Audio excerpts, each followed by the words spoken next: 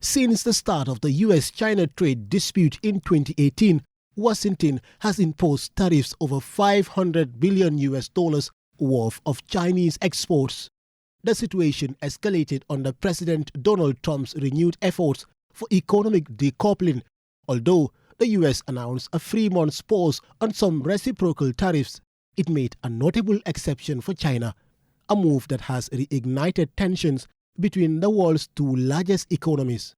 In a swift response, China increased retaliatory duties on US imports to 84% and added 18 US entities to its export control and unreliable entity list.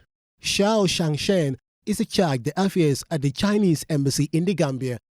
We Chinese are not troublemakers, but we will not flinch when trouble comes our way.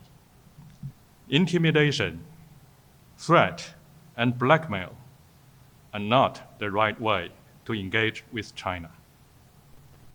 We will not let anyone take away the Chinese people's legitimate right to development.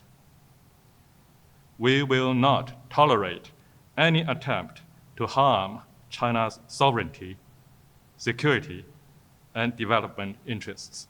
If the US decides not to care about the interests of the US itself, China, and the rest of the world, and is determined to fight a tariff or a trade war.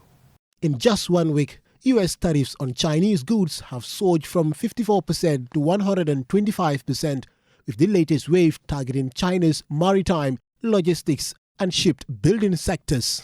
Chinese officials argue that these tariffs distort global supply chains, violate free trade principles, and hinder economic development worldwide, including in the United States. It attempts to exploit tariffs to subvert the existing international economic and trade order, put US interests above the common good of the international community. As the second largest economy and second largest market for consumer goods, China is committed to opening ever wider to the world, no matter how the international situation changes.